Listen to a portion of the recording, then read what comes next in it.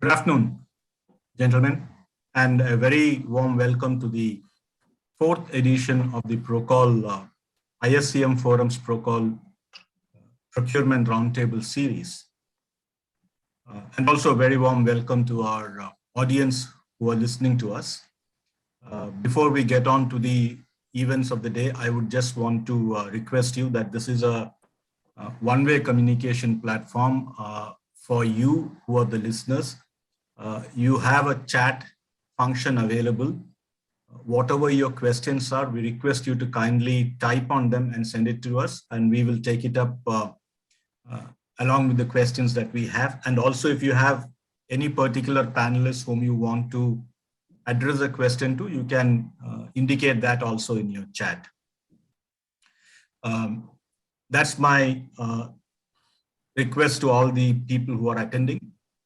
Now let's get on to the event of the day, which is the roundtable on procurement, strategic choices, and practical considerations. For people who are not aware of the Institute of Supply Chain Management, we are an education, research, consulting, and training organization. We have a division called the ISCM Forums. The ISCM Forums is a thought leadership forum which organizes events in the entire domain of supply chain. We have events which are related to procurement, sourcing, supply chain management, planning, warehousing, logistics. So the entire gamut of supply chain topics we cover, but we only look at supply chain management. We don't look at any other area. So we, as the institute name is, we have stayed true to the institute name. We only look at supply chain. You can follow, and we also have our knowledge portal called the ISCM Knowledge, which is Yes, I'm on the line only. I'm son of Vish only. Okay. So today we are going to discuss about strategy, and as a start, I would also like to thank Procol, especially Sridhar and Gaurav, for supporting this initiative, for arranging a series of close interactions with procurement heads from various verticals. We have had it with CPG, we have had it with cement, we have had it with retail. So now we are having it with the manufacturing sector, and it's a broad sector. This will be a series where we will discuss about various specific issues that relate to that particular sector. Quickly moving on, let me first introduce my panel members who are here today, again in no particular order of no particular order. We have with us Desh Deepak Khare, Head of Sourcing and Procurement, Orient Electric. We have with us Ashok Rajput, Head of Procurement at AkzoNobel. We have Gerard Anbu-Kumar, Global Purchase Head, Skion International. Palash Patel, Associate General Manager, Raw Material Purchase at Asian Paints. And Amit Mendola, Senior GM Purchase, Relaxo Footwears.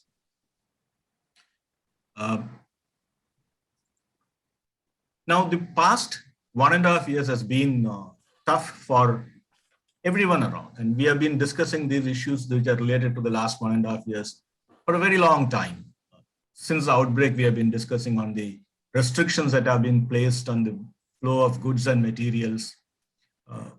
We have still not seen an end to the challenges that COVID can pose. China is still now going back into lockdown. The ports in China are congested. The global supply chains are disrupted. And we are facing major challenges from across various sectors.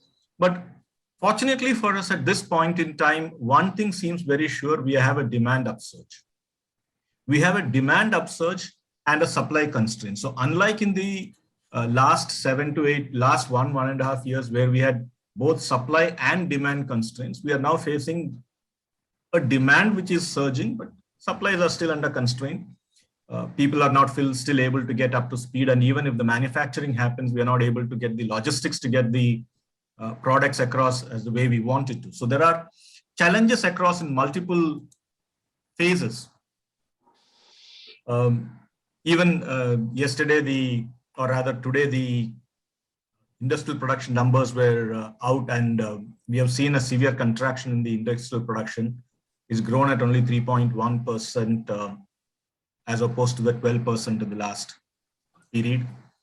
So we are seeing some constraints to growth, we are seeing constraints to activity, and at the same time, we are also trying to understand the challenges to secure supplies in a high demand environment. Less resilient suppliers and vendors may face problems, may be suffering from lack of inventory, because quite a number of them have been drawing on their inventory for the past few months. So today what we are trying to look at is that what are the kind of capabilities that we need to build, what are the kind of strategies we need to create, and more than strategies, what are the kind of practical considerations that we need to own up to as we look into the future of procurement and how procurement can lead the way forward. One thing we are all in agreement across the world actually is that procurement adds a huge amount of, it is a strategic important to organizations, and it's one of the significant contributors to the profitability of organizations. And that being said, we also need to now recognize that we need to relook at the way we have been doing our procurement and the strategies, our supplier strategies, our supplier footprints, and chart a way forward so that we can look at what is needed to be done. Again, this is a free flow discussion. I would request my panelists to be free enough to come in with their comments, with their observations. I would like to start with inviting each of you to share with us your perspective on how procurement, the challenges that procurement faces, and how you as a procurement leader are viewing these challenges. So if you could start probably with Deepak.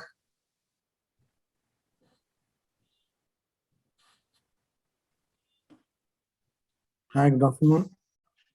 Good afternoon, sir. Basically, in this current scenario, in this pandemic actually, what we have faced actually, earlier we were procuring material in its supply chain perspective itself, but later on, material was stuck in the market itself at the end of our distributors as well as retailers. And at the back end, we are not able to lift the material from the suppliers also. So we face so many challenges over there with respect to the inventory carrying cost as well as other parameters also, but in the cost also. So what we did actually earlier, what we targeted to control all these things, we tried to share the inventory carrying cost among the suppliers also. Because earlier what we were doing actually, we were having seasonal business with us when we divide the entire in the event production plan itself, so that we can distribute the entire supply chain in that way only, so that we can mitigate all kind of volume in that way only. So we can share the ICC cost also in that way, because it is the major contributor to the cost. So that we've controlled, and we try to share the cost among the suppliers also, so that we can maintain their production cycle also, our production cycle also, so that we can manage both the things, and we can serve our customers also in that way only. So it is one of the major challenges we faced actually in past. Although cost factor is there, no doubt, in terms of raw material and all, but it's ongoing process. But what we face because of this pandemic only, because of the stacking of the inventory at all the levels, not only at production level on our plant itself, at the vendors level also, at distributor level also, like whether it's in FG form, it is in the RM form, everything was stuck in that way only. So we try to manage all these things in that way only. Thank you. Thank you, Deepak. Yes, in fact, actually, these were common concerns which were expressed across various forums in terms of trying to identify and get the material back into the production, and that becomes a major challenge. Ashok, if I could also ask you to come in at this point in time and probably also let us know, how has procurement process changed because of COVID-19? Yeah, thanks, Grish. So, in fact, as you mentioned, and I was happy to hear from you that, procurement is quite a strategic and critical function for business to run. Especially, we have learned this, during and post-COVID era. So that's one. Two, unfortunately, not only COVID, but there were other supply disruptions which came at the same time, right? Yes. Whether it was the US weather or, the Suez Canal issue, lot of force majeures, etc., etc. So what it has taught us is that market is at times like this, so that's one. Two, very, very dynamic situations, anything or any bad news can come anytime from anywhere. Now, what was the biggest challenge because of all this is to have on time in full material so that our plant can continue running. So of course, what we were doing in the past, so that is something which we need to continue, but more so, we need to, and of course, we need to learn how our team can virtually handle these situations. Yeah, so that's one. Not only the team, but processes should be such that, we can sitting in remote locations can handle those processes. I heard you saying that, there were certain suppliers who were stuck because of cash flow issues. Now, if I don't pay them on time, how will they procure their material and supply it to us? So we also need to take care how our payment process continue so that we can pay them on time and can help them so that, they procure their material and supply it to us.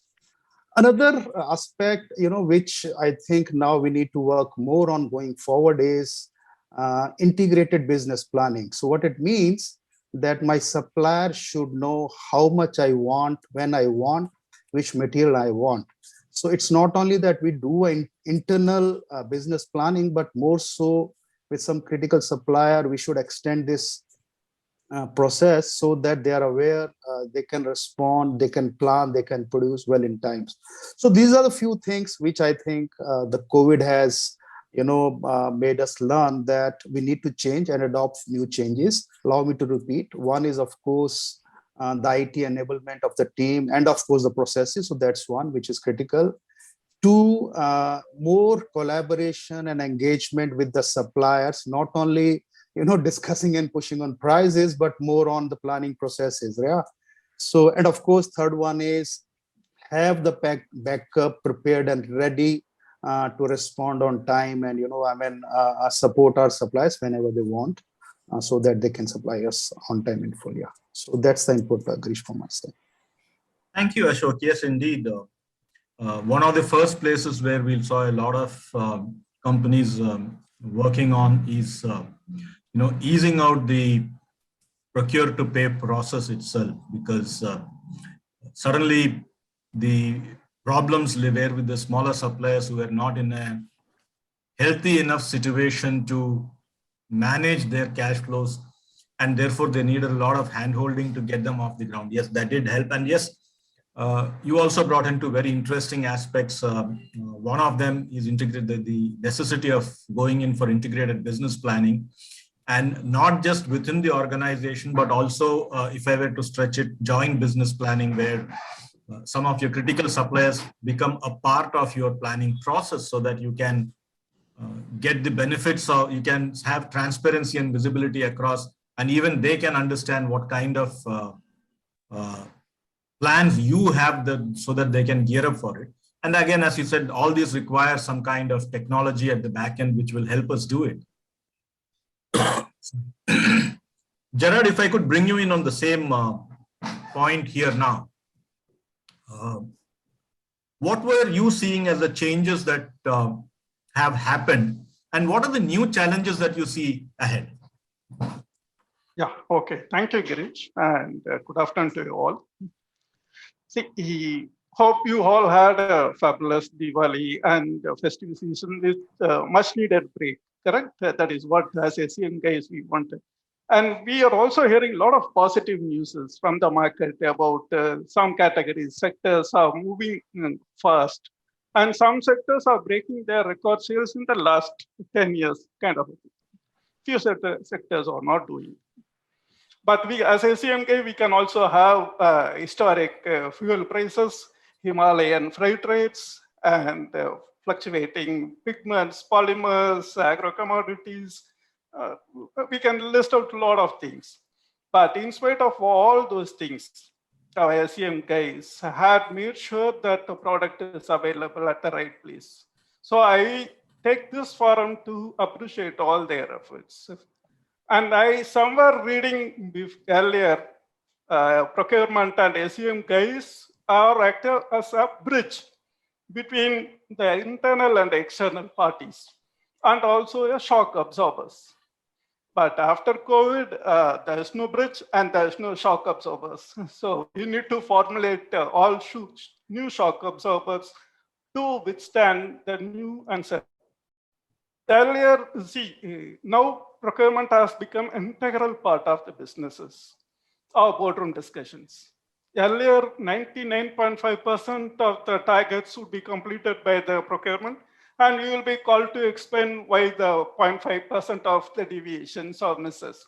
Now it is whether you like it or not, or management likes it or not, everything starts from procurement assurance. So that's what the biggest change has happened. So from the supporting function, we have become enabling function.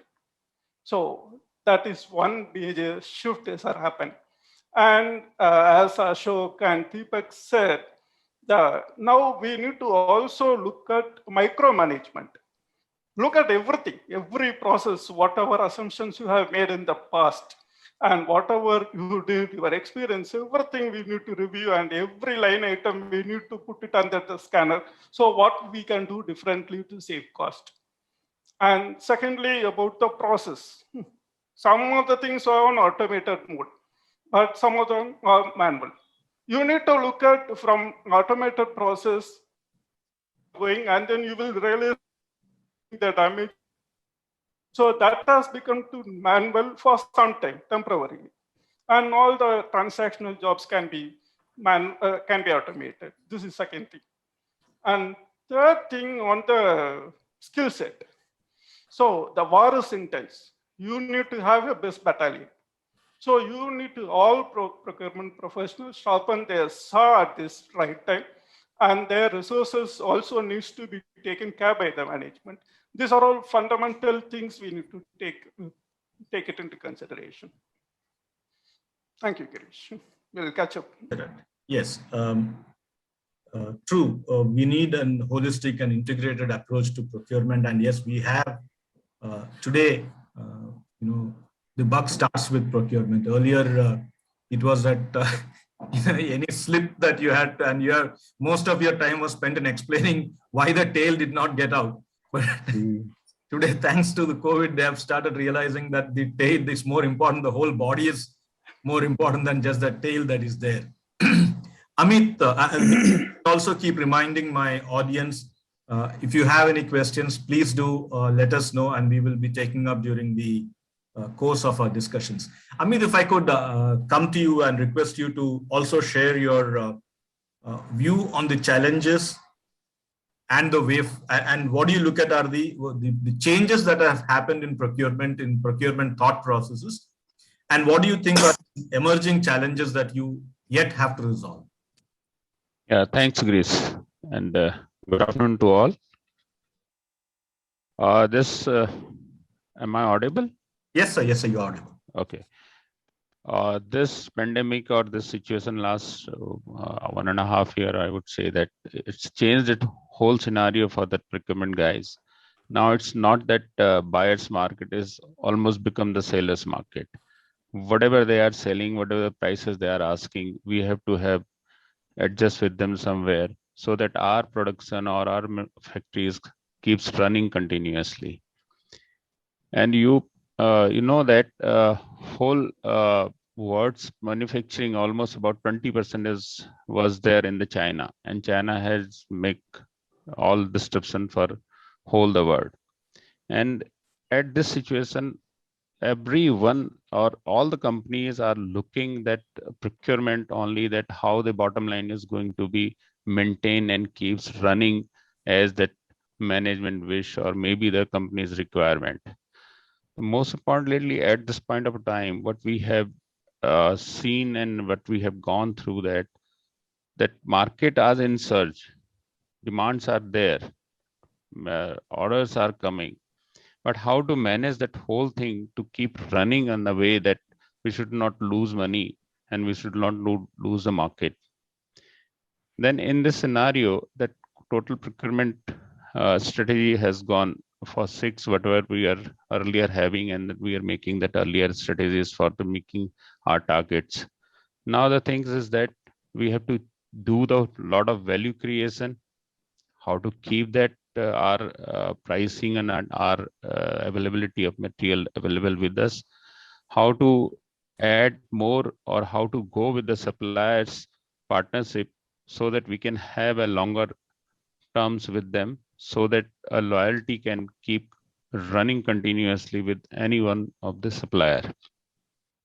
And definitely that my other members, panel members had already said regarding this digitization, I would say digitization or that digital scenario or digital whatever available in the market, we should go for that.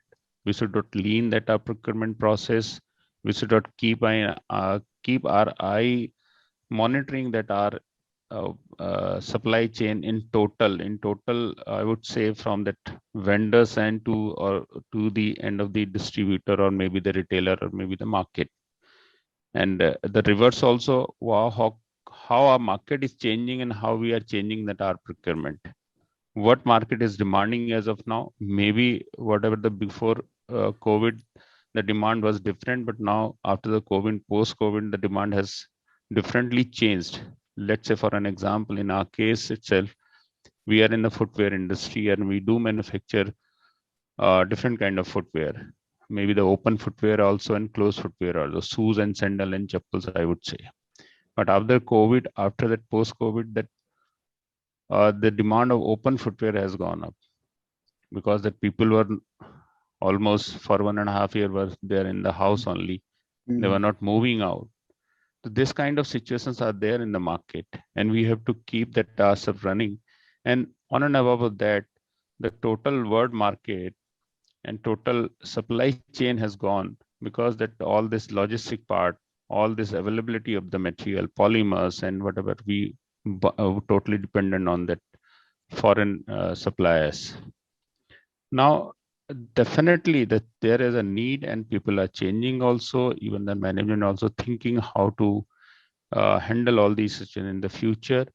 These I would add that, and I'd say that my partner also said that we have to go with the suppliers partnership more, and instead of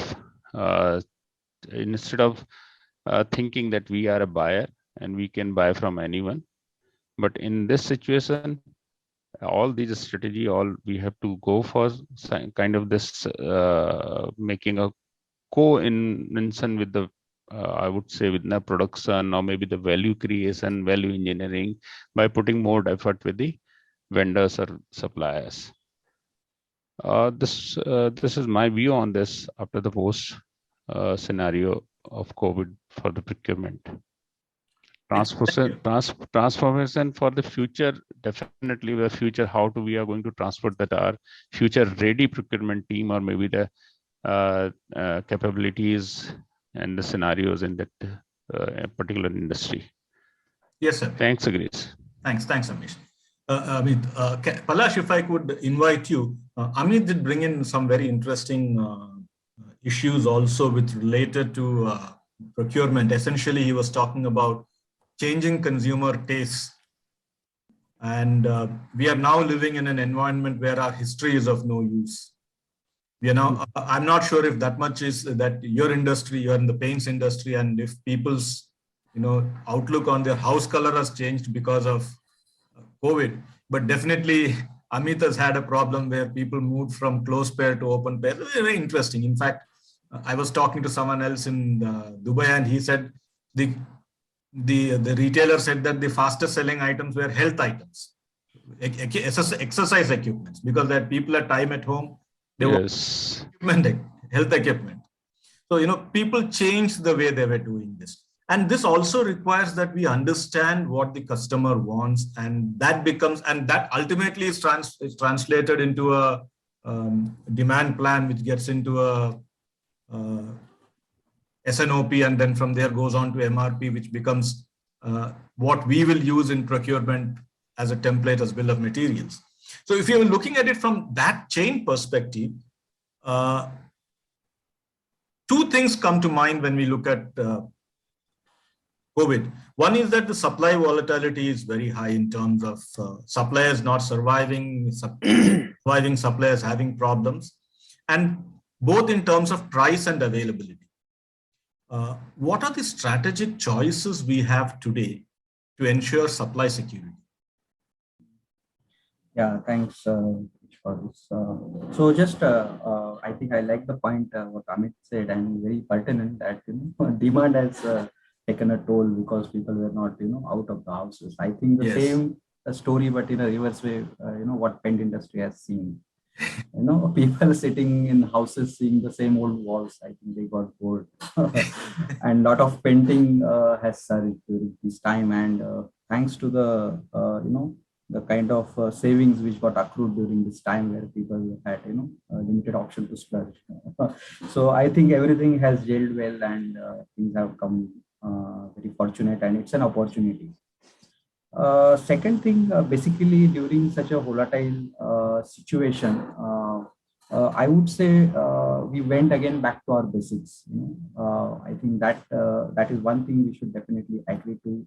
Is like, for example, being near to your vendor has definitely helped and paid a lot here. My engagement with the vendor, my collaboration with my vendors, I think that has paid up very well. Otherwise, the kind of unprecedented demand which has been seen, and when the supplies were constrained, he has limited things to allocate to each one of them. So who got the allocation? That's the point which needs to be answered. So definitely, who is really close to him? That is very very pertinent for him to allocate that material. That is one.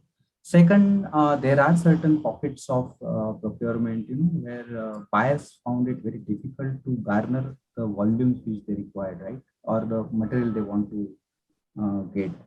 So you need to do certain changes in your environment. Okay, so are we agile enough, to absorb such changes in the industry? How quickly? That is the question needs to be answered. So I think our preparedness for that and that agility is very, very important. That is where one definitely needs to work a lot. Okay, I think that is second thing.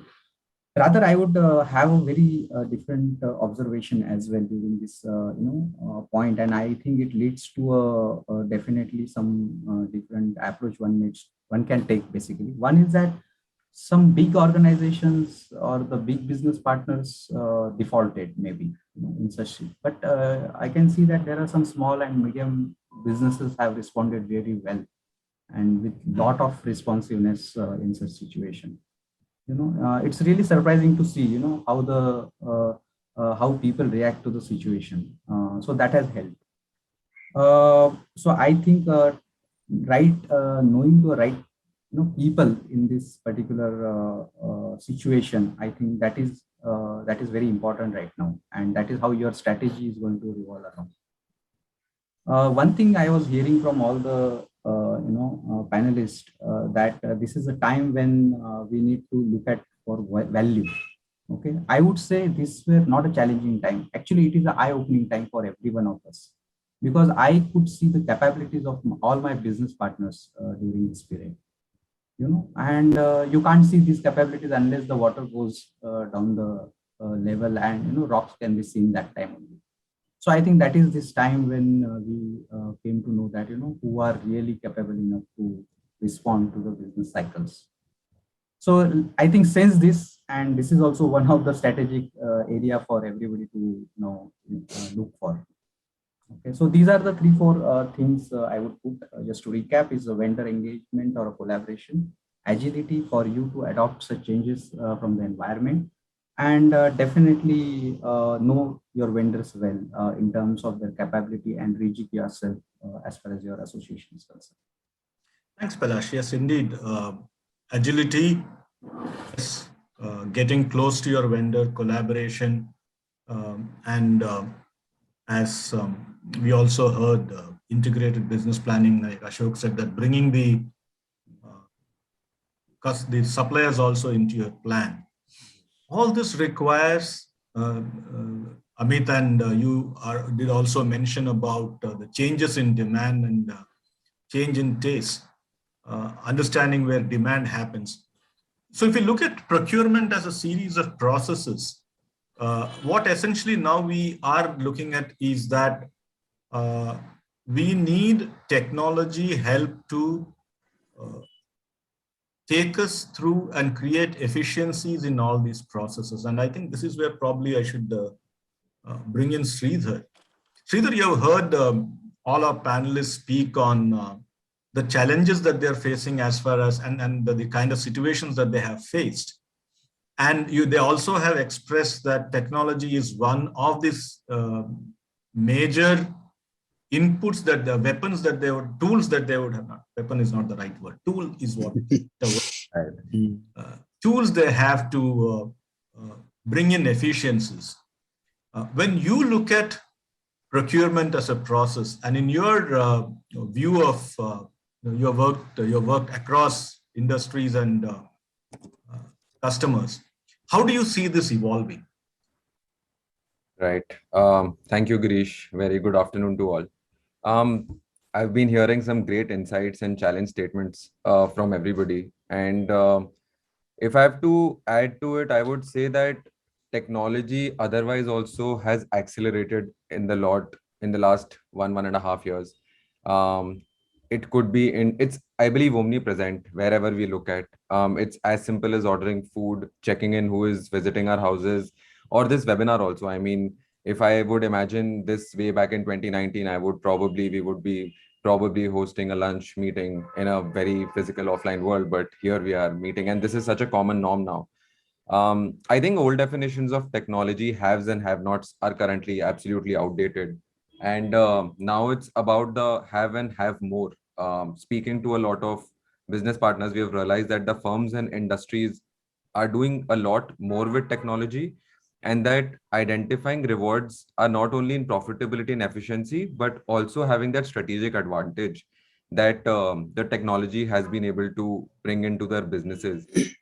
I think that when it comes to profits, that probably businesses think of going digital shifts is a must. We have seen that, I mean, there have been so many IPOs as well coming in, and we have seen that highly digitized sectors tend towards a winner takes all dynamic. And that is the kind of impact that technology is leaving across businesses. In terms of procurement, and we have been putting in a lot of effort there as well, speaking to a lot of industry leaders. I personally believe that bringing technological revolution is the next natural evolution for procurement. Within the Western hemisphere, I think building on e-procurement era that started in the 2000s, I believe 1997, 98, with the introduction of various tools such as e-catalogs, spend cubes, eRFX, reverse auction platforms, etc.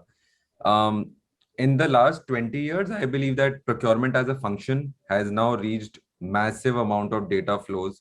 And with today's capabilities and integrations with ERPs and end-to-end automation, there is a lot of independent value add. If you also add advanced analytics, faster insights, procurement has been able to add a lot of value and capability to the business. I mean, procurement has become independently and alone as a very important contributor to the entire set of business. Again, speaking to like various procurement leaders in the last few years, I think there are certain common points that we have heard today as well. If I look at the entire procurement process, we could probably divide it into 4 buckets, which would be operational efficiency, cost reductions, process automation, and risk management, which is where I think we can put in all the challenge statements that we have heard of as well. And if I have to really break it down in terms of very broad parameters, it could be as simple as a vague procurement specification, or a no previous supplier evaluation, or lack of transparency in terms of, creating a product versus business processes versus sharing key information. In terms of payments, you have seen accidental orders, POs not being released, or excessive dependency in terms of vendor suppliers. I believe Mr. Rajput had mentioned a limited number of suppliers, and suppliers adding suppliers. So, and there were other certain challenges mentioned by Mr. Khare as well that can be seen across, and we have spoken about it. So, going back to my previous point where I said that the wave that had started in the last 20 years, we keep saying that data is power. And if information is power, I personally believe that procurement function currently occupies an enviable strategic position amongst all the functions, sitting on a huge amount of information that flows between companies and its suppliers. And this information within Indian context at least is spread across emails, phones, personal calls, personal connects, and whatnot. So, however, very limited few procurement functions are effectively tapping into this information. And without tapping into it, I believe that new source of value cannot be unlocked. And technology is the only way to gear up and discover that next competitive advantage in the data and processes that are already with the company. I mean, companies already have unlocked that 95% efficiency. The end 5% is which is going to put them in a strategic advantage.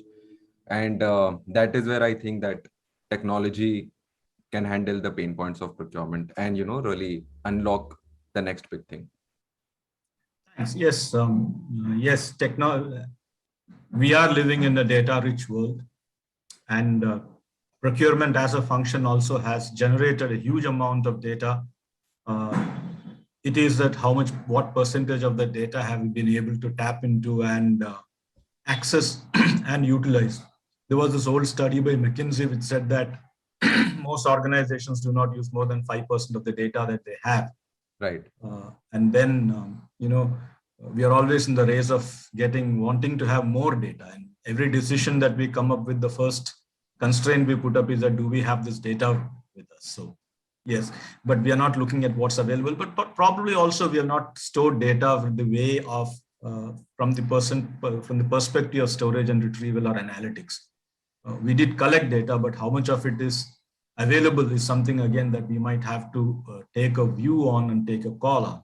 But yes, and definitely what the future holds is technology as the backbone. That's a driving force of not only is it going to create efficiencies in your processes, but probably also within the ecosystem. Deepak, which brings me back to you. All this that we talk about requires visibility into our supply networks.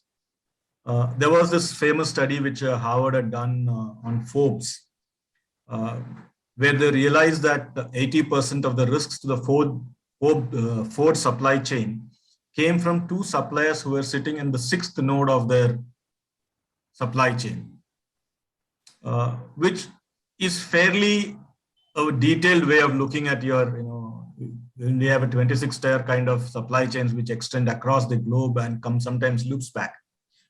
How do we deal with this as a function, and what are the kind of challenges that we are facing in improving visibility?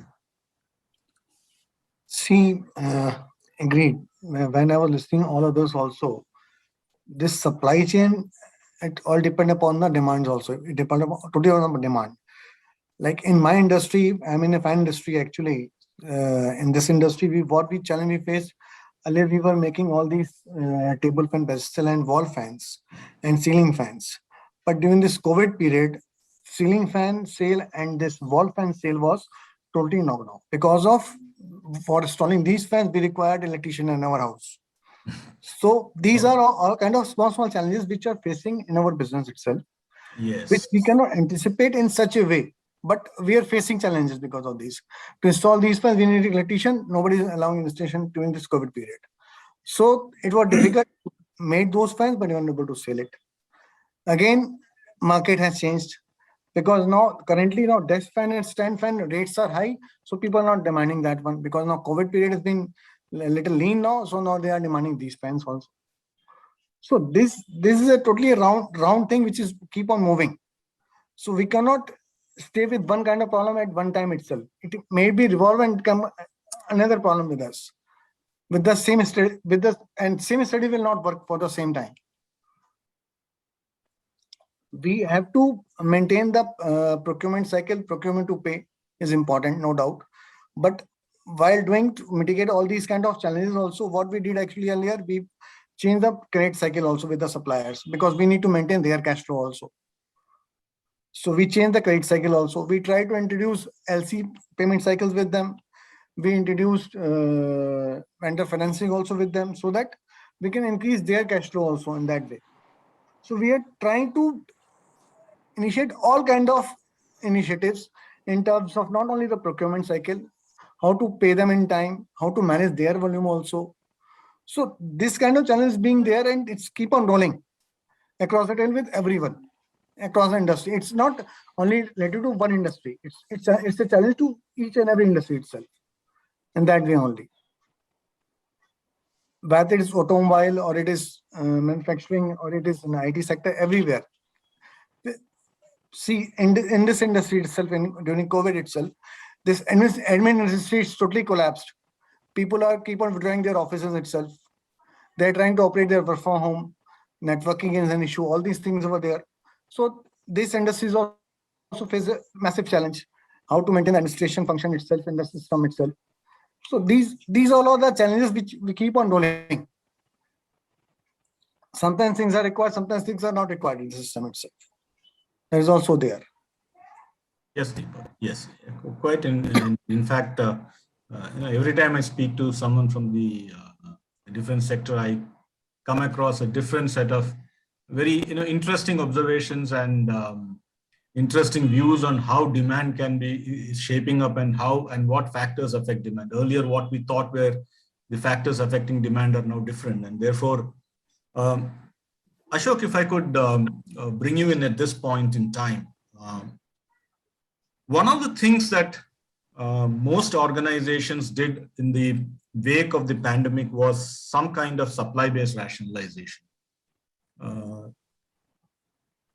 The challenges that we have is that how do we start doing this? Is there some kind of a strategic view that we can take of it and then go ahead?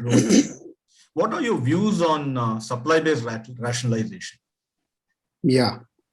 So Girish, as I mentioned earlier, that there are two approaches. One is, work with your existing vendors, with the existing processes and try to strengthen them, support your vendors by, of course, as I mentioned, that we should have IBP process. We should also try to support in terms of, their working capital requirement. Yeah, so these are the things which we should not ignore. But yes, at the same time, since the situation has changed, so we need to look at other options as well. So whether we call it supplier rationalizations or we call it looking at alternate vendors. And here, alternate vendor doesn't mean vendor per se, but also the supply sources.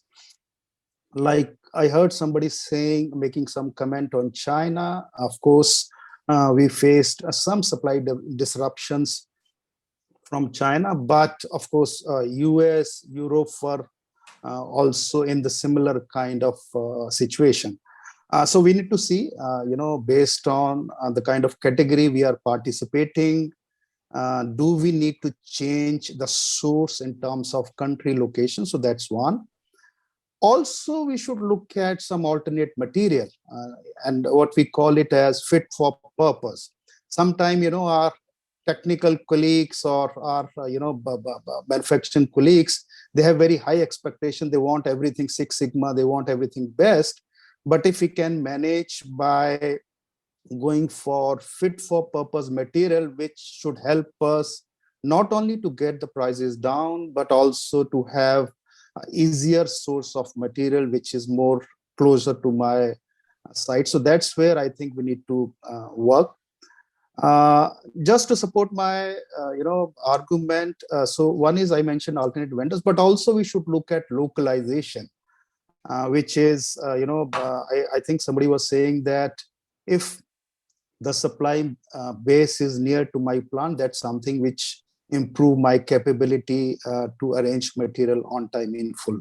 So that's something, and of course, this is not some, can be driven by procurement only, but we need to work closely with our manufacturing colleagues. We have to collaborate with them. And of course, we need our technical colleague support as well. There is another option, which is, I think it makes sense to make some evaluation. Should we go for a particular product to make in-house? What I am trying to say is that we should also explore the opportunity of backward integration, where some of the companies make some material based on, the economy of scale, their technical capability, etc., etc. It makes sense for them to go for a backward integration. Last but not the least, I think in last 2 years, what we have learned is that should we continue calling or addressing our supplier as our vendors, or should we call and address them as our supply side partners? It's not only addressing per se, but how we treat them. And my personal view is, I think they are no more supplier, but they are our supply side partners. So what it means, we need to give them due respect, not only the way we interact, but the way we help them so that they can help us, so that they can procure their materials, so that they can supply us on time. So I think these are few things which, if we can address them, that will improve our visibility and improve our supply security going forward. Girish. Thanks, Ashok. Yes, indeed, some very interesting and very pertinent points when it comes to how do you treat your vendors, because when it was a buyer's market, it was different. But as I think Amit mentioned it, now it's a seller's market, and they have the luxury of choosing the partner they want to be with. And therefore, when we teach in our classrooms, we keep saying that the procurement professionals also need to conduct a survey of how the vendors view them, and not just as how we evaluate the vendors. The vendors also do evaluate us, and do they see value in us as a buyer? If they see value in us as a buyer, then you have a set of loyal vendors who would be partners with you. Having said that, if I could now bring in Gerard. Gerard, at this point in time, if I were to ask you the same question in terms of supply-based rationalization, what have been your observations, and how do you plan this out for the medium-term kind of scenarios? Yeah, thank you, Girish.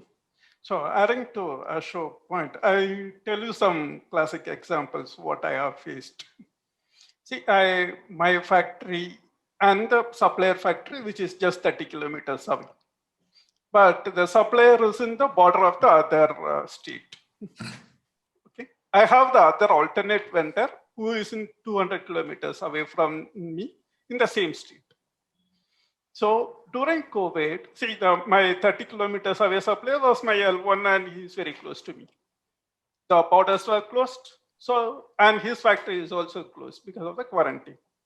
So I cannot get any material. And 200 kilometers away factory, in that particular area, it's a red flagged area. So he cannot also run the factory. So during this kind of situation, but before that, we had other vendor who is far off location, which is 1,500 kilometers away, where he has the ability to supply to my other supplying plants. So we quickly moved on to him and made the changes, the cylinder changes, everything, and we supply from them. Then we have come out of that situation. But before a few months of COVID, there was an audit query. So why you are spreading your volumes, and how can you make the effective procurement? So how do you tell this supply rationalization will help? So it's case to case basis. The same way, I had a supplier who is 2,000 kilometers away, and he is supplying continuously. And I have a local vendor. During COVID also, but is a geographical advantage for the existing vendor who is serving. He can mobilize raw material quickly, and he can start his startup immediately. Any problems, technical assistance, the skill set is there with him. So we are going ahead with them. At the same way, the local supplier is in remote location. He needs to get raw material after 10 days, 15 days, and then if any issue comes, then he cannot do. So we need to be very, very cautious on the supplier-based rationalization. For example, and then Deepak was also saying about China, correct? So for pharma and cosmetic, some of the ingredients, even if you decide today, I don't want to depend on China, it will take many years to come back with the local other developments. It is at the country level. But even then, you don't have resources, fell short of resources, expertise on environmental issues, everything, lot of things are there. So all these things are all very, very, very, very difficult situation. Only thing what we can do as a procurement guys, we need to have multiple options. So explaining the scenarios, and then we can choose the right partner at the right time. So this is what we need to do. And adding to Palash and Ashok point of on collaborative approach. See, the combative approach to collaborative approach, this is what the fundamental change, every panelist will say that. Normally it is coming under your price discussions. So it is a part of that people talk about collaborative approach, but sometimes we'll take. But I had a very classic example. We were having only exclusive value creation discussion with the vendor. So then he told me that I am sensing a big material shortage. So can I block raw material for 6 months? Then we said yes, and then he blocked it. And the prices have gone roof, and then everything was gone haywire. But he supplied 6 months material, and then he came back with alternate material also within 6 months. So absolutely, we are saved from all these things. So then we have complemented him with the market share, his business share of the particular category. This is how the broad approach with a collaborative approach with the vendor can help, and the visibility also can help. So we need to have the supply side of supply chain of our partners. If we interact much further, then all those things can be easily ruled out or easily managed. This is what my point is. Thanks, Gerard. Yes, indeed. The whole idea is that move from a combative to a collaborative sphere. But at the same time, there are a number of practical challenges that you have brought out. If I could take the same thought process over to Amit. And Amit, what are the kind of practical challenges that you see happening when you look towards a supply base rationalization? Yeah, thanks, Chris. Gerard was mentioning about this 30 kilometer and 100 kilometer and something like that on the vendors issue. Let's say we are in the NCR. Our factories are there in some in the Haryana, and some in Rajasthan, and some in Uttarakhand. And whole our supplier base is based near the NCR only, Delhi and other parts of Haryana and something like that. And that that since last 1 year there is this farmer agitation is going on, and all borders are closed.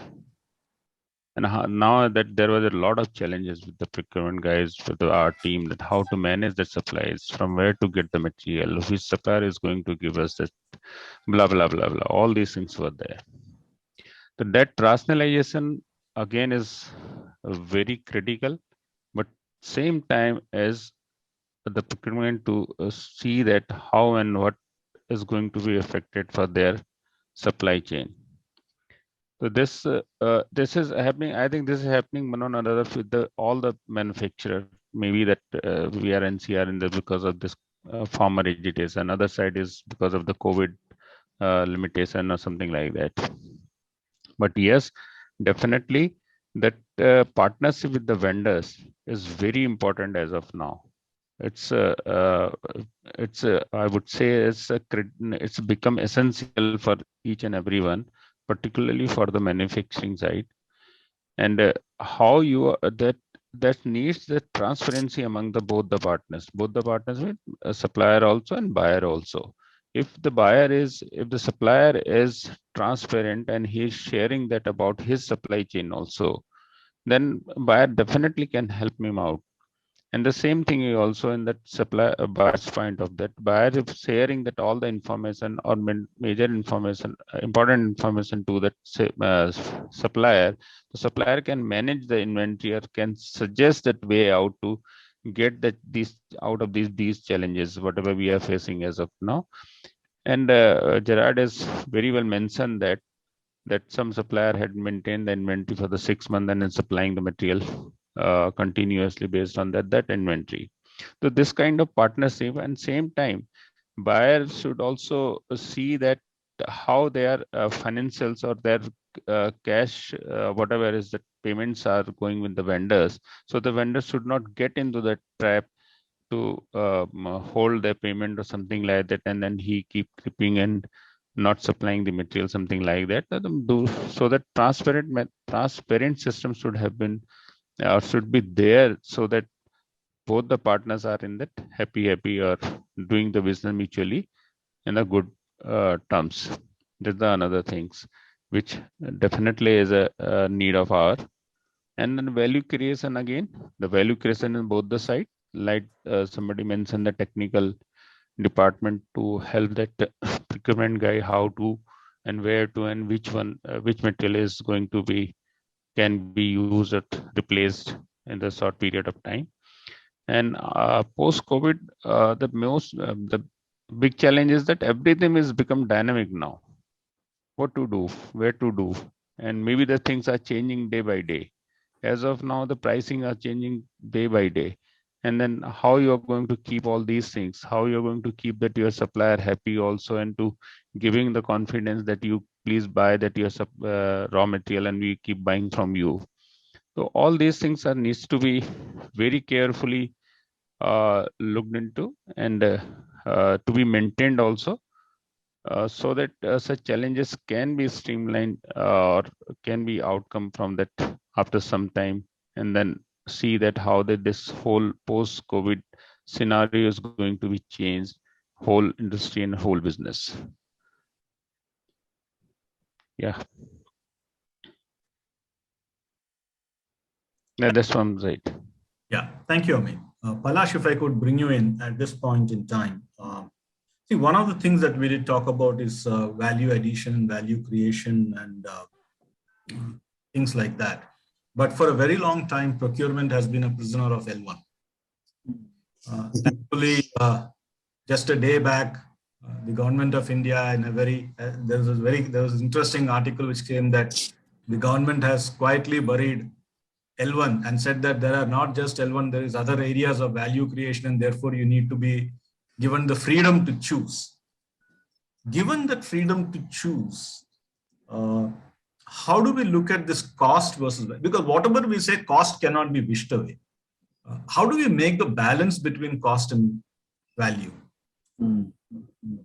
Yeah, I think it's a very important point at this point in juncture. Girish, but I will not be surprised 1 or 2 years down the line, we'll have similar roundtable, we're talking about cost again. Okay, so today we are talking about value, shifting our entire focus from cost to, because the business continuity is prime in all these scenarios, and when you enter in a very stable scenario, you start finding the cost as an element, priming its head up and fighting. So I think it's not about cost. It is all about your business continuity plan. I think that's if entire approach moves towards the business continuity, then I think this question gets answered appropriately. Now coming back to the L1 versus value partners, basically. So you have a particular basket, and you have a value generated out of it, and you need to optimize at one end, you have to generate value at the other end. Now here the question comes, how much premium you are ready to pay to ensure your basket. Is it at a risk level, or is it at a semi-risk level, or is it really abundantly available? So the right choices can be made accordingly. Right now, when as I understand from our panel members, it's a topic of discussion in the management boardrooms as well, like what is the procurement. I'm saying when we enter in that phase of stable supplies and competitive advantage through cost, I think we need to keep this in our memory, that when torrid time will come, who will be there in your helping in your ship to sail through that weather. So I think that is very important. I won't say that cost effective strategy and that mindset will help anybody anywhere in this. And just to rather, earlier business cycle used to be quite longer, but now I think it is gonna shift quite drastically, quite fast. Today we have seen lockdown 1, we have seen lockdown 2, we have seen weather basically cold freeze in US and whatnot. Everything is uncalled, and the entire thing is turning up quite dynamic. I don't see this is gonna end as a it's going to be a way of life, I would say. So definitely value is going to take precedence over the cost for sure. Now you need to have a plan in place that where you need to spend that value, or generate that value or spend that cost. So I think that's the right choice buyers will have to make in their baskets. Interesting, very interesting, Palash, because when I look at it from a customer's perspective, for me, what I see is cost. Correct. And the organization now has to manage what it can receive as revenue, which essentially is a cost to the customer. And unless the customer also becomes value conscious, we are in for some very tough and very interesting times. Sridhar, if I were to bring you back now, you have heard the second round of opinions on supplier visibility, on resilience, on supply base, and how we can look at supply base rationalization. And essentially what all are pointing towards are also one thing that we have not brought out very specifically is how can digitalization in procurement, what are the applications and challenges that are there in the digitalization of journey, digitalization in procurement? Right. I think really need to compliment on the kind of insights that are coming up here. And at a very personal level, I think there are going to be a lot of takeaways. So we've been speaking, and we are aware of the challenges that we've discussed between our panelists. And I believe that while we are evolving faster, as already mentioned, that it was an eye-opener for all of us rather than a war. I think these challenges are here to remain. The challenges, I believe, are going to get more challenging in the times to come. And the times that actually we are living in are uncertain. We are not able to predict very early on what is it that we should be expecting, and we are only able to gauge a small part of it. And I think I'm taking that cue from the table fan versus ceiling fan conversation. Procurement managers, I believe, are at the cusp of planning on what the consumer is really saying at the end of the day, and that has become slightly unpredictable. Is there a lockdown 2 happening? We don't know. Is there a lockdown 3 happening? We don't know. And I can personally relate to the lives and the challenges that we are speaking here. So I think that to address digitalization in procurement companies, it's about becoming more agile and flexible. I mean, this was also mentioned by Palash earlier. What this means is that they're trying to change the processes in terms of the procurement process that have already existed for many years. In my personal capacity, what we have observed is that the top quartile of procurement leaders, they are trying to change the culture of procurement, which we have seen that has already happened in the last 1.5 years. It was bound to happen anyway, but I think the presence of COVID just accelerated it. This entire change has to start with the people who are driving these changes and making sure that the decision making, the speed of evolving, the robustness of their processes, it should be as flexible as possible to address to the changing times. I mean, a new request coming in, how soon can we go back to our procurement teams, develop those vendors, figure out the specifications, get the best price in without affecting the bottom lines for our companies, and we can deliver it. I believe that at the end of it all, everything boils down to people, processes, and technology. I mean, these are the three key pillars when it comes to driving any sorts of functional efficiency.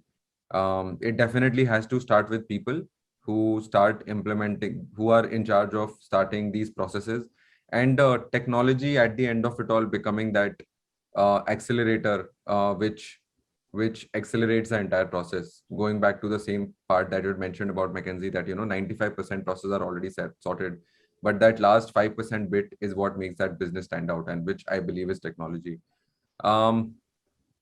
In terms of major application challenges that we have seen, Girish, would be procurement digitization. Processes take longer time because they are pretty complicated to change the entire change management, or at times become a very costly affair for the business in terms of time and money investment. It, I think, is a viewpoint of the management on if they are looking at procurement as a function, as a cost center, or as a function that is directly responsible for the bottom line. I believe that unless it's a brand, the selling price is already defined, and it's the sourcing and procurement department which actually brings in the bottom line. So that depends upon the management and the culture that they're trying to bring in. A major reason is that these companies focus too much on finding right of the shelf solution for single pain point. Like we've discussed multiple, it could be vendors, it could be technology. We need to evaluate.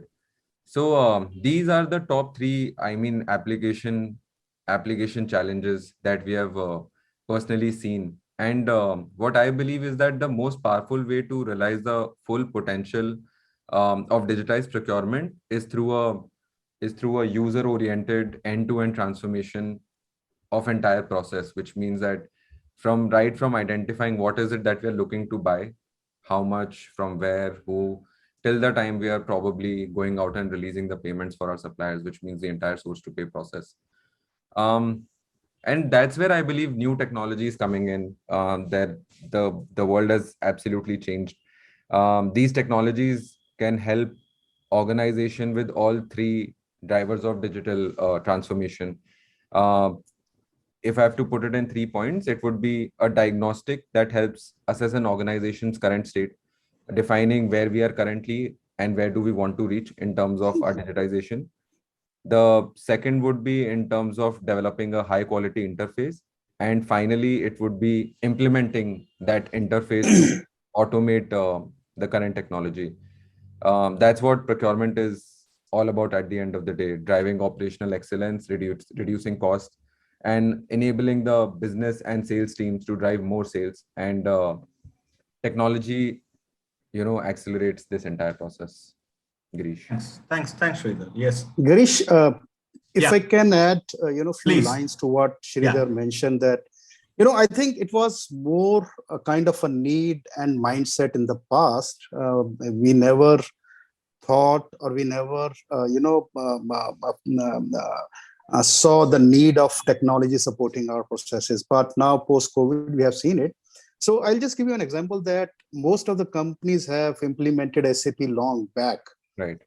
But how are we using it? And, allow me to make this comment that some of us were using it as a kind of advanced Excel version, right?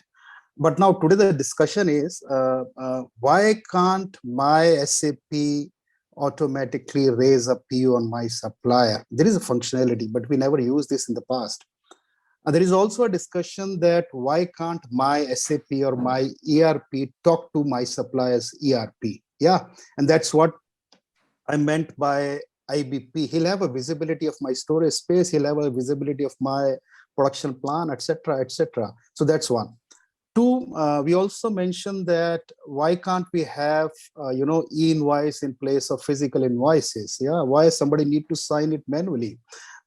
So this whole I2P process, this whole ordering process, in fact, the price management can also be managed on SAP and automatically we can generate PO. The supplier will receive it. He'll look at my stock, and my production plan, etc. So everything will be supported by these IT tools. They were in the past, but I think they were not used the way they were supposed to be. And I think now we are trying to adopt the new ways of working and trying to use these tools, which of course I think is going to help us. Yeah.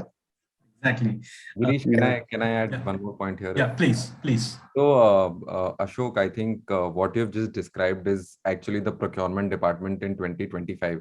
Absolutely. Probably 2023 or 24, we are actually much closer than we're Yeah. anticipating. I hope that there is going to be, fully automated purchase order management, or negotiations are run by autonomous artificial intelligence, or, bots employing advanced capabilities to select and govern suppliers. Everything is available online, and everything is machine led. And the human intelligence comes in to, really deploy these technologies. And I think probably, hopefully that happens in 23, 24 or 25.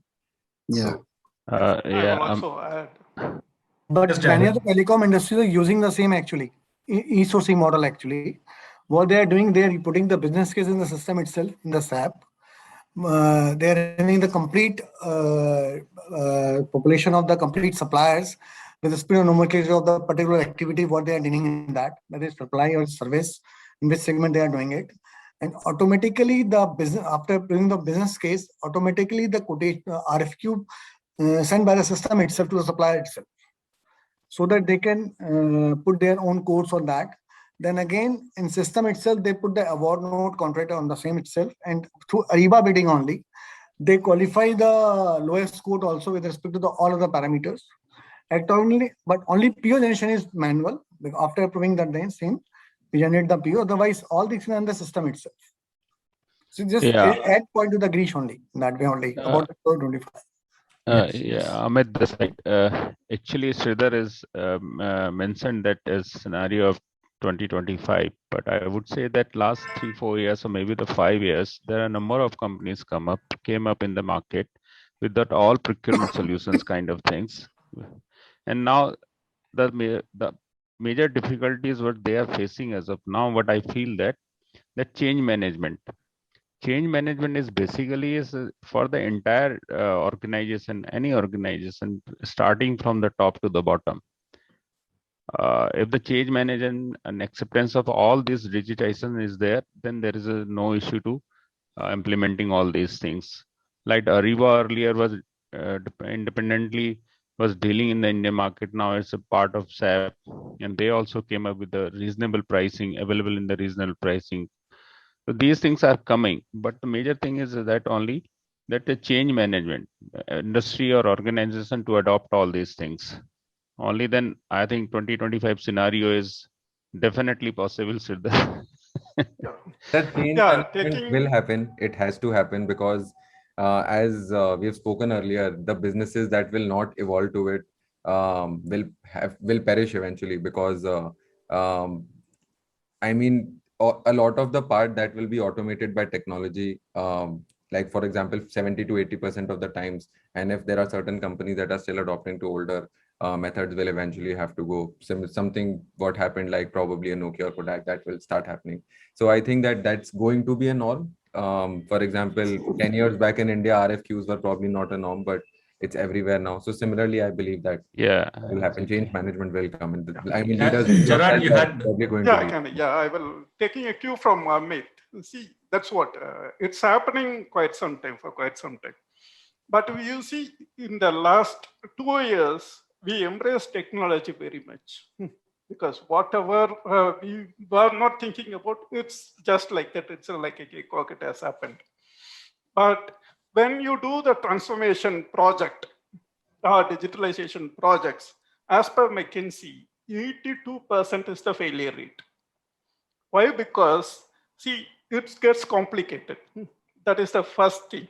You are the people who do the customization, and therefore it will be very interesting when you do customization, and then but it is complex. So you will end up with non-buying from the internal or external parties and complexity. And then at the end of the day, you will see that it is not giving what you desire. So that is why which is failing. But right now, the change in the mindset has come. So people will embrace, and then what kind of without complexity, with simple, what easy to operate. That kind of a digitalization process will help you a lot. Yeah, sorry, I forgot the name. Yeah, Gerard. Gerard. Yeah, Gerard, you very well mentioned that the main problem is that as of now, or this the Indian industry is that what the customization, whatever the customization is happening on that whatever the person is doing as of now. He thinks all this customization has to be done in that all this digitization platform. They do not adopt the standard procedures. They are whatever they are doing manually, they think all this customization can be done in the system. That's become a complicated process, and it's create a havoc in the while implementation or using or any kind of particular platform. That we earlier also we faced that, but that's just to mention in the forum only that we are already using SAP since last 10 years, and we are going for that upgrade version also, HANA and Ariba also. So this is the main problem, that user, if you ask user what you need from this platform, they start saying that they need he needs all these things, whatever he doing manually. But if you go by that any standard procedure and do that your procurement process, the lean procurement process, then definitely that all these customization, all these digitization is going to help. And other part is that manufacturer or maybe a big company can do easily, but what about those smaller vendors and that your partners? You have to be teach them how to handle all these things, how to connect with these things. This is the main problem in Indian market. If you have a various kind of vendors, smaller, big vendors, maybe some vendor doesn't know how to operate that ERP and how to respond on that particular emails or something like that, then all those areas needs to be taken up for that to closer to the digitization. Only then it can be done in the coming years. I mean, yes, this is a kind of debate which is going on. Whenever we talk of digitalization, there is this digital divide between us, and when your supply network is not fully digitalized, then you will be an island of excellence, probably not able to generate as much of value as you would think as possible. And that is where probably what I would look at is that people like Sridhar have got a larger role to play to make these platforms available not just to the primary buyer, but also to the supply network, so that the digital divide that way can get somehow bridged. And that's something, that's a debate that will happen. And as long as our ability to invest in technology, each one has got a different ability and an appetite for investment in technology. But thanks to today's technology providers, we have the ability to convert technology from a capital expense into an operational expense. So it becomes an OPEX item, and therefore, on a per transaction basis, we should be able to go through with most of what we use. But then that again requires, as all of you have emphasized again and again, a change in mindset. But probably we are now coming towards the close of it. And if I could request each of you to give us a view of what your future of procurement is going to be, and what are the one or two things that you would like procurement to be having, starting probably with Deepak.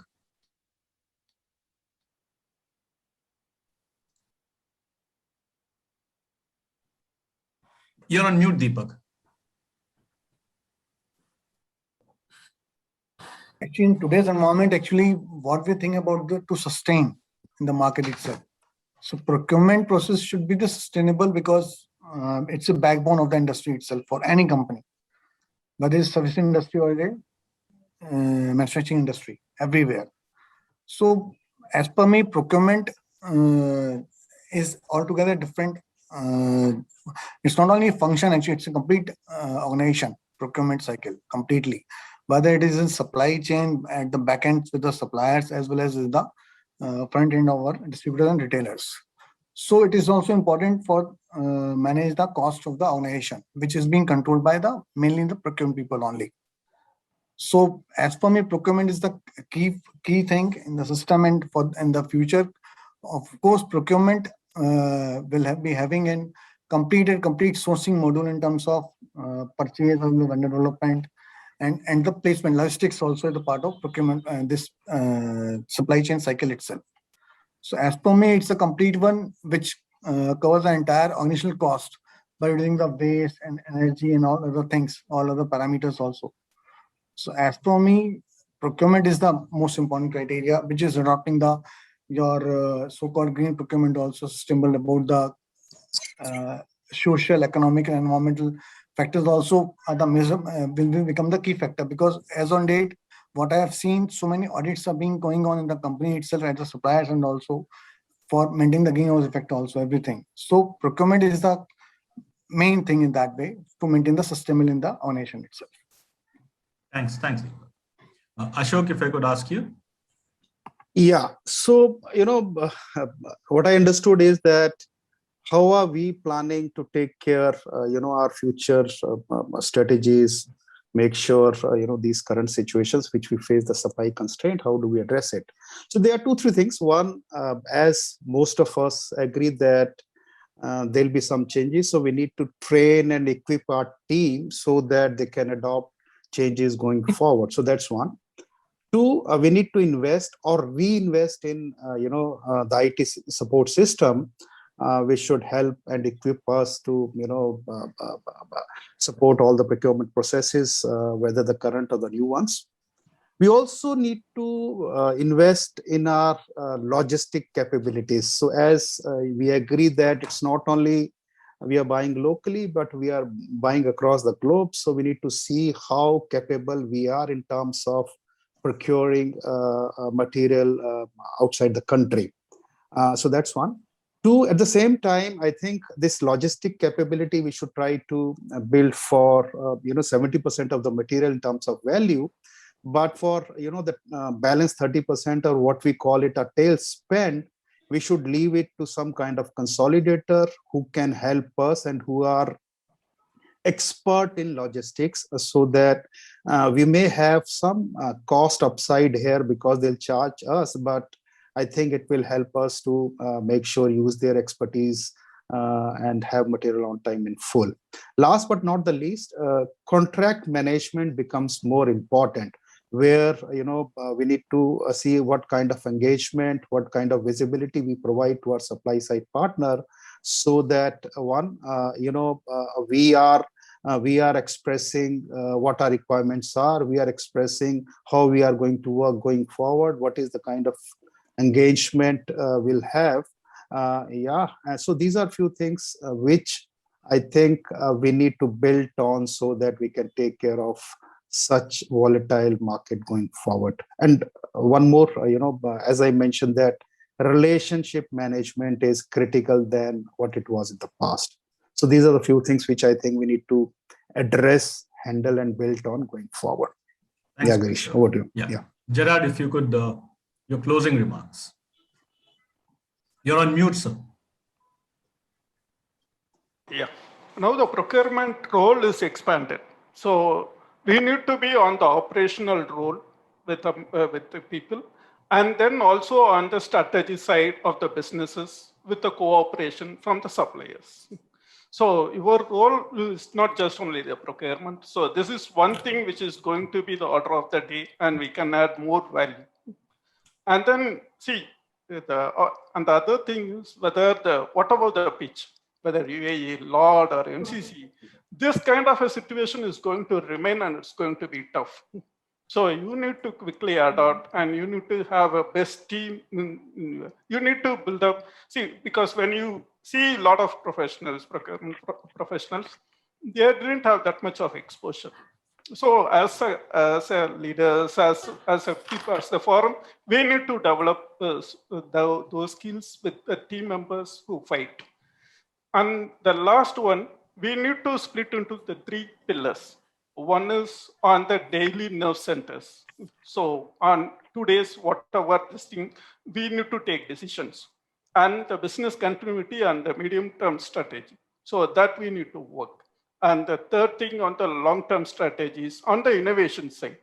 So procurement needs to be on the innovation side to facilitate much better innovation for the organization to create values. Thank you. Thanks, Jared. Amit? I think Amit dropped off. Palash, if you could come in and then probably we could get Amit back. Sure, sure. There are a couple of points for this. The future looks like and critical for any purchaser. So one is definitely it's a total cost of ownership. I think we need to look at. A purchaser doesn't mean just buy raw material, but there are other cost association which makes you available that material at your doorstep, right? So how you definitely attack on all these fronts, that is very important. Second thing, we have been dealing with the challenges once at a time in past. Sometimes force majeure, then we deal with differently. There is certain other challenges we deal with, but this time it's been unique where all problems have been jumping around at the same time. So do we have really bandwidth to deal with that? Okay, that alludes me to the second part actually. That know your ecosystem is going to be really key. Okay, when I say the ecosystem, I'm talking about entire your procurement function altogether, including your business partners, service providers, everything. Build that intelligence is going to be key. Now, and that business intelligence, how I assimilate to take my decisions proactively. I think that is what I intend. Now, one important part when I say this, I think it's a GAN, but I think one need to generate a time for all this, right?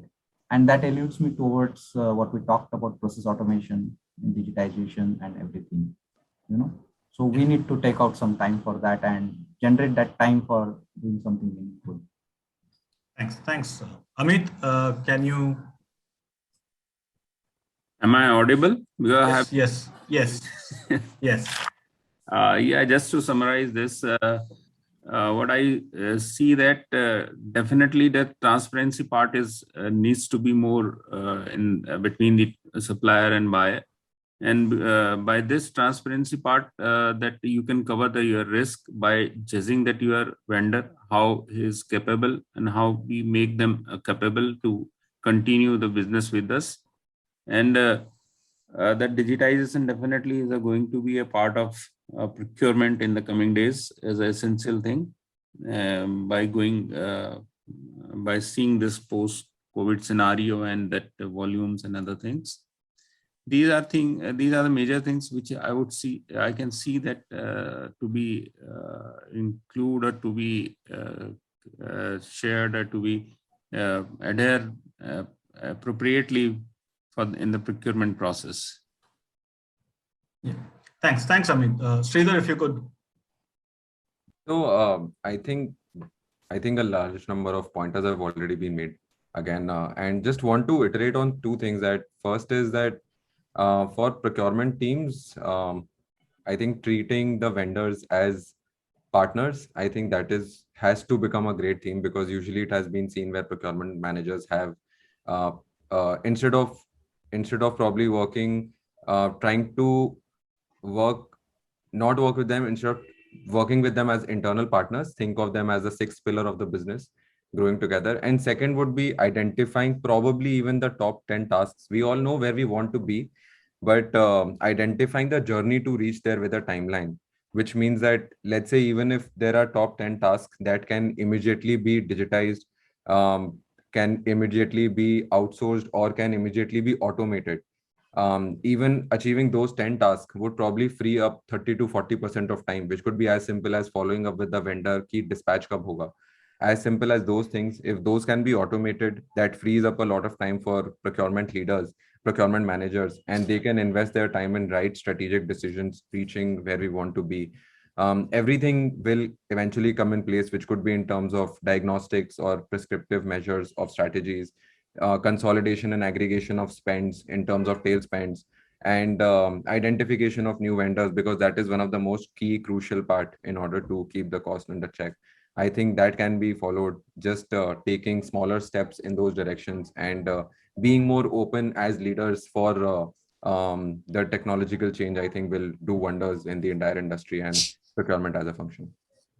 Thanks, Sridhar. I think we have come to the end of the session, and we had a very interesting discussion where we did start from the strategic side, looking at what the strategic challenges were, and then transitioned into 2 or 3 major areas of procurement pain. One is collaboration, how to create an ecosystem which will work for you rather than work against you. And how do we create that entire, and how do we, Ashok very nicely put it, how do we bring in the joint business planning concept within procurement so that your suppliers are your partners, not someone who is working against you. They're working with you for your profits. That is one major takeaway that is there. And then there are the whole gamut of how do we look at technology. Technology cannot be looked at in isolation, nor can we create digitalization as an island of excellence. We need to create an ecosystem of technology. I think Amit very nicely brought it out, and so did Gerard, and on the how we can create an ecosystem which needs to be nurtured for technology to take root.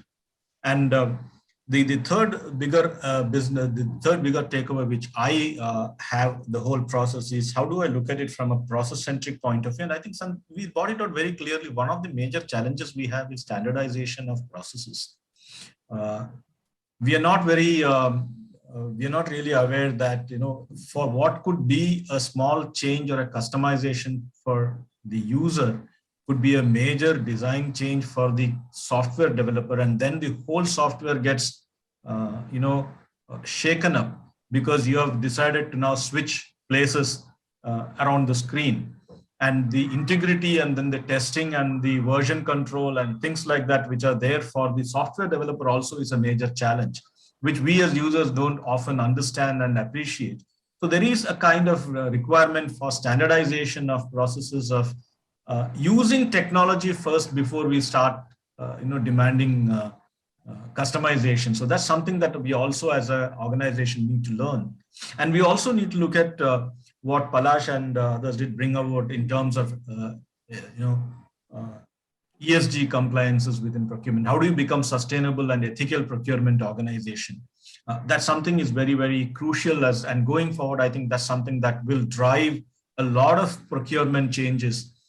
Today, we are not giving that much of importance to sustainability as a function, but I think going forward, our own customers will force us to become a lot more sustainable and have sustainable practices. It's already started out in the West, it's done, it's in Europe, it's in Americas.